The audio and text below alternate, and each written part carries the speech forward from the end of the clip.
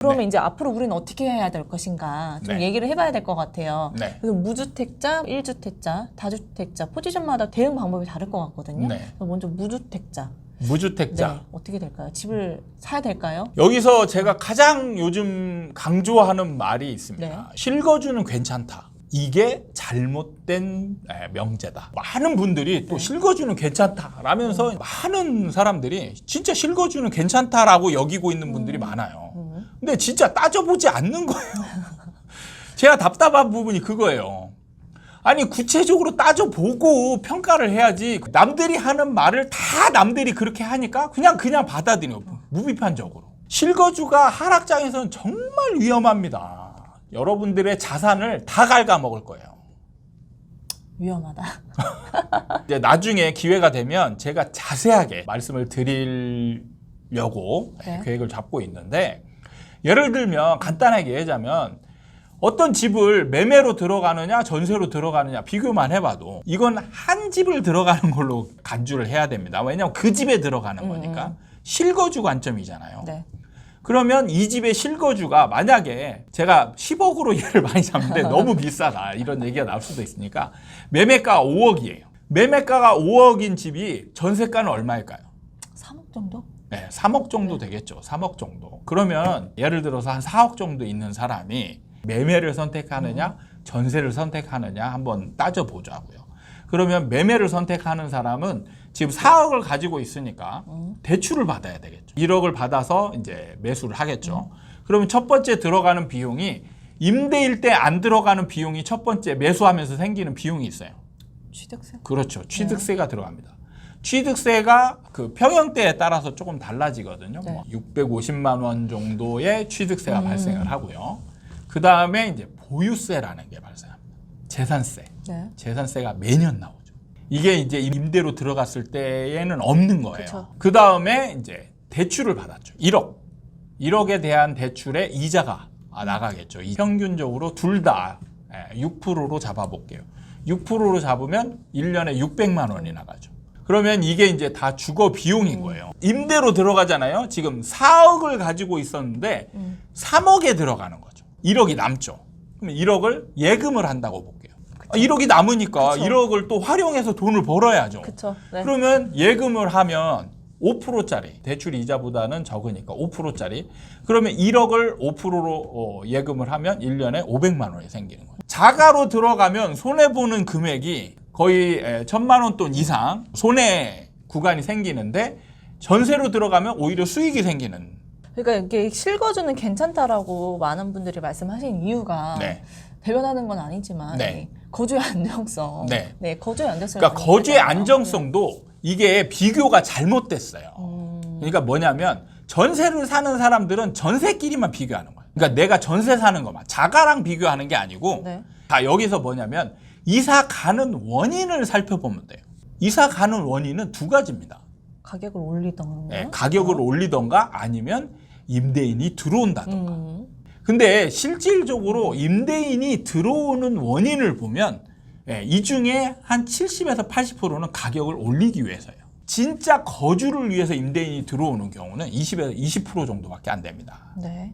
그럼 나머지는 다 상승. 가격을 올리기 위해서라는 거예요. 그러면 여기서 가격을 올려주면 손해냐? 네. 이거죠. 손해가 아닙니다. 몇 년 만에 그래도 몇 천만의 목돈을 내야 된다고 생각하니까. 네, 그게 이제 부담스러울 수는 있겠지만 네. 자가로 들어가면 더 부담되잖아요. 그렇게 따져봤을 네. 때. 그러니까 자가랑 비교를 해야 되는데 네. 자기 포지션에 있는 상황만 1년 후냐 2년 후냐 이것만 비교하니까 힘든 거예요. 그러니까 전세로 사는 사람들이 전세금 올려주는 게 힘들어요. 이렇게 비교하는 거죠. 근데 그거를 자가랑 비교해야죠. 임대료 올려줘도 자가랑 비교하면 훨씬 이득입니다. 올려줘도 돼요. 근데 지금 같은 상황이면 올리기도 어려워요. 그러니까 지금 시장이랑 또 접목을 시켜보니까 또 맛이 달라지네요. 그럼요. 상승장만 지금 여러분이 계속 네. 상승장만 생각할 전제를 놓고 지금 생각하니까 네. 그게 안 맞는 거예요. 지금 하락장이잖아요. 하락장에서는 임대인이 지금 당분간 임대료 올리는 것도 힘들어요. 제발 사라면 주세요. 네. 그러니까 이사 가는 행위도 없어요. 오히려 지금 집에 남아 있는 행위가 임대인한테는 고마운 거예요.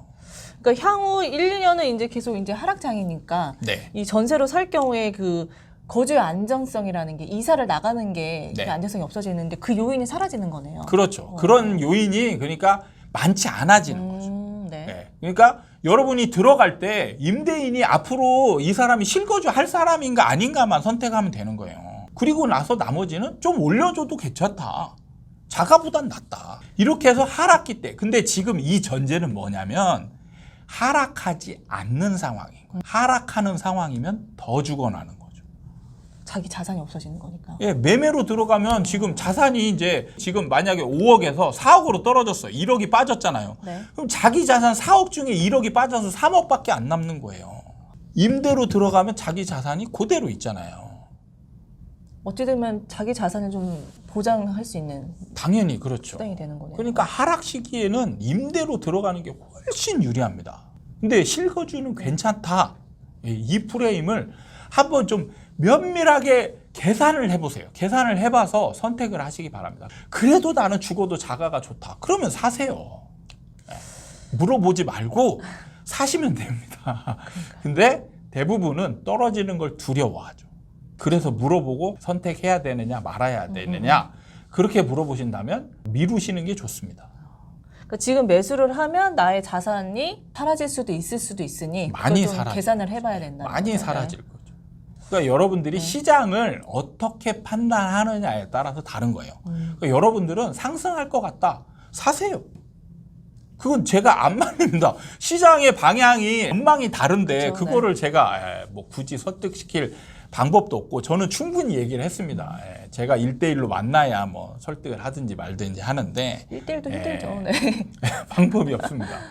상승할 것 같다. 그러면 사시는 거고 하락할 것 같다. 그럼 굳이 살 필요 없다. 이렇게 생각이 들어요.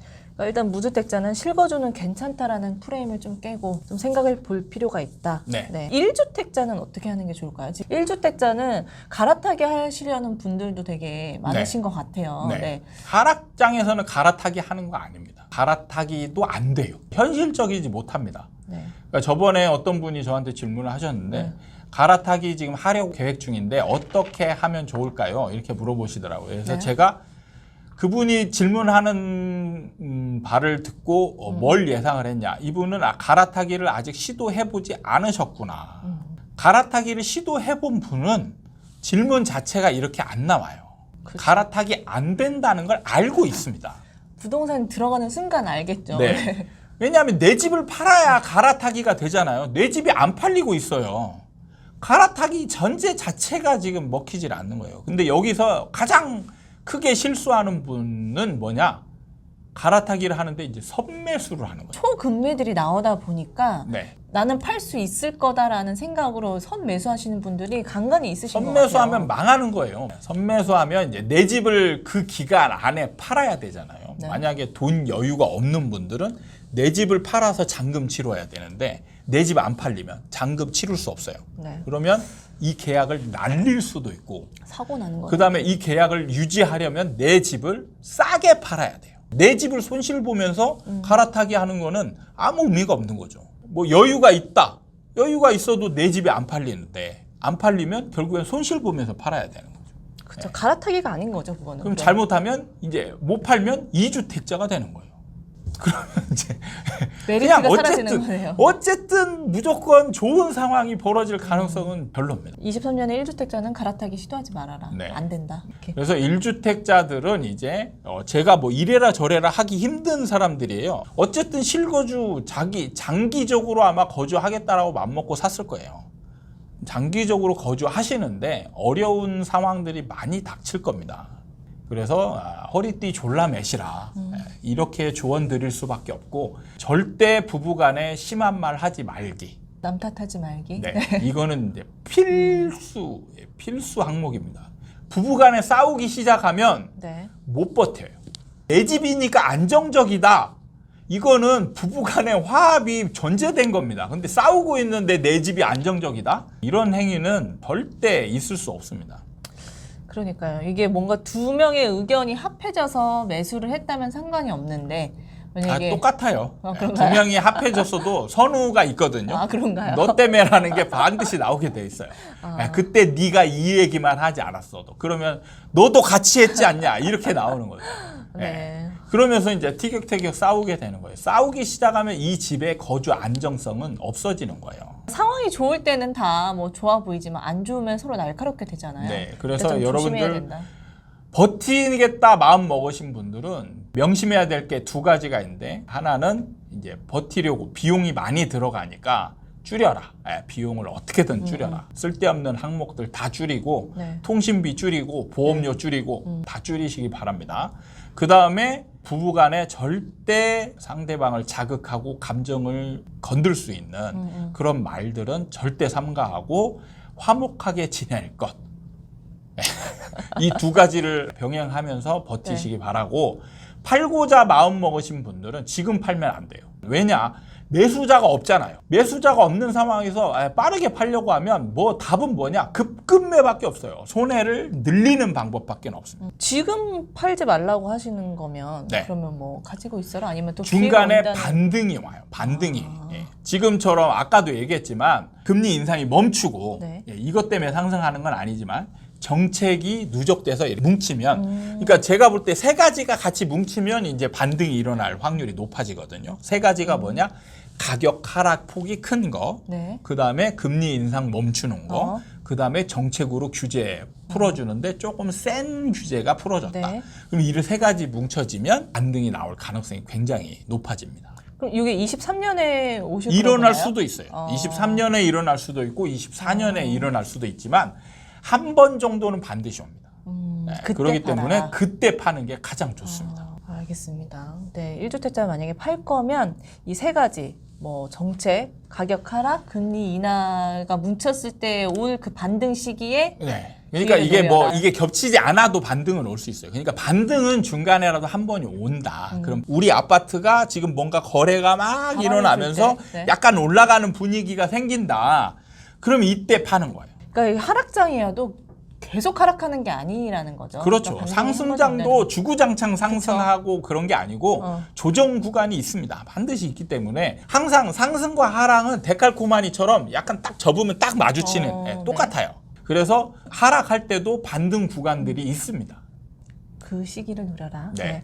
그럼 마지막 다주택자. 네. 네, 다주택자는 어떻게? 다주택자는 알아서 하시면 됩니다. 네. 그거를 제가 조언을 드릴 정도로 어떤 필요한 구간이 있는 것도 아니고 조언을 드려도 어떻게 할 수 없는 분들이 많으세요. 지금은 움직일 수 없는 뭔가 세금이나 이런 것 때문에 네. 쉽게 좀 할 수 가능하면 줄일 수 있으면 가구 수를 줄여놓는 게 좋습니다. 그래서 현금 확보를 하시는 게 좋아요. 나중에 바닥권에서 매수 전략, 일종의 그 하락장에서 살아남는 거죠. 살아남고 기회가 많아지는 그런 구간을 지금 노리는 그런 포지션으로 만드는 게 더 좋을 것 같다.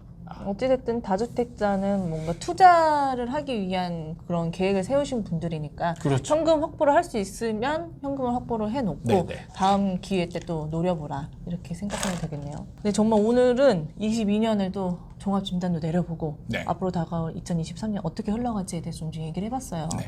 마지막으로는 우리 아파트 사이클 연구소 네. 구독자 여러분들께 한마디 해주세요. 우리 구독자 여러분들은 아마 잘 하고 계실 거라 믿습니다. 다른 분보다는 사실 다른 분은 저는 중요하지 않습니다. 저를 알고 저를 믿고 따라와 주시는 분들이 도움이 되고자 하는 채널이기 때문에 제가 드릴 수 있는 거는 일단 가장 중요한 거는 공부하셔야 된다.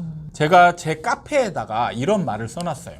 아는 것과 확신은 완전히 다르다. 여러분들이 생각하는 학습 효과는 아는 것에 불과해요. 근데 아는 것은 진짜 중요한 순간에 아무런 효과, 소용이 없습니다. 일상생활을 하는 데서는 정말 도움이 많이 됩니다. 근데 그게 왜 그런지를 알아야 돼요. 왜 그러냐면 일상생활을 하는데 아는 것을 적용을 하면은 효과가 좋거든요. 네. 근데 만약에 틀렸을 때, 네. 그러니까 항상 틀렸을 때를 전제를 해봐야 돼요. 일상생활을 할 때 아는 거를 적용했을 때 틀리잖아요. 네. 그러면 타격이 없어요. 타격이 없기 때문에 과감하게 적용할 수 있는 겁니다. 근데 정말 중요한 순간에서 아는 것을 적용을 했는데 틀리면 네. 자, 틀리면이라는 전제를 해봐야죠. 자, 상승할 거라고 믿었던 상승장 끝 무렵에 계속 상승할 것이다 라고 학습 효과를 가지고 들어갔다. 틀렸어요. 망하는 거죠. 이 부분 때문에 그런 겁니다. 그러니까 틀릴 경우에 내가 망할 수도 있다. 죽을 수도 있다. 이런 상황이 되면 이 아는 것으로 여러분들은 행동할 수 없게 됩니다.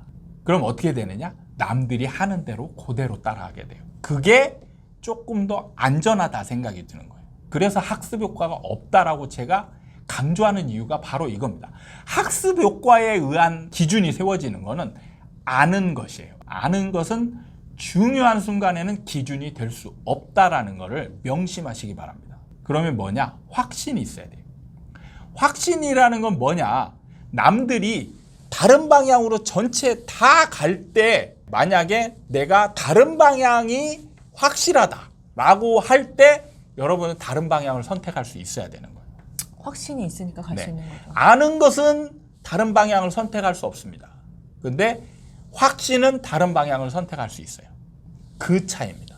여러분들이 공부를 통해서 아는 것에 그치면 안 돼요. 확신을 가져야 됩니다. 확신을 가질 수 있는 공부를 반드시 하시기 바랍니다. 이게 제일 중요한 거예요. 이게 있으면 여러분은 실패하지 않는 투자를 할 수 있어요.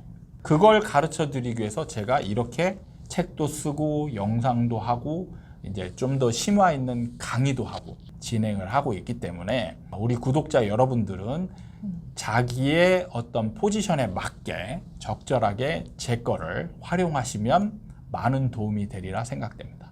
네, 알겠습니다. 정말 아는 것과 확신은 다르다. 올 한 해 좀 많이 그런 걸 느꼈을 것 같아요. 올 한 해 마무리 잘 하시고요. 올 한 해 또 많은 사랑을 주셨던 구독자 여러분들께 감사하다는 말씀을 드리고요. 내년도 네, 잘 부탁드린다는 그렇죠. 말씀을 드려야겠죠. 요즘 네. 보면 조회수가 많이 떨어지고 있습니다. 여러분 좀 반성하셔야 됩니다. 제가 좀 뭐 여러분한테 도움이 안 되는, 덜 되는 영상을 찍었던 원인도 있겠지만 어쨌든 보다 보면 누적되면 여러분들한테 다 피가 되고 살이 되는 영상들을 제작을 하고 있기 때문에 네. 여러분들 관심 놓지 말고 많은 시청 네. 바란다고 완관부. 말씀 네. 부탁드리겠습니다. 알겠습니다. 오늘 한 해 정말 감사했습니다. 오늘 마무리는 이렇게 하도록 하겠습니다. 네. 네. 마지막 인사는 우리 좀 새롭게 네. 새해 복 많이 받으세요. 인사에 절이라도 해야 되나요? 절을 일어나서. 큰 절을 올리. 자, 손 흔들면서 네, 여전히 알겠습니다. 손 흔들면서 알겠습니다. 새해 복 많이 받으세요. 네. 마무리하도록 하겠습니다. 알겠습니다. 네, 다음에 또 찾아뵙도록 하겠습니다. 네. 네. 새해 복 많이 받으세요.